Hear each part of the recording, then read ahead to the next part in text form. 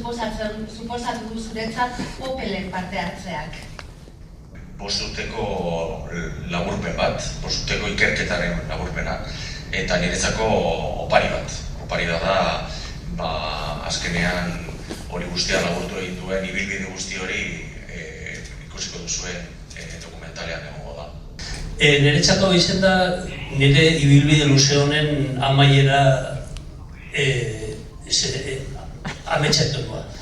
Nik enaban imagina inundik inora, Opel agertuko zanik. Baina, Oierreri esker eta Oierren talde guztien esker, baita onaien ikerketari esker, gaur ikusiala izango dugu dokumental neuretzako nik bilatzen da ikusiot edarra.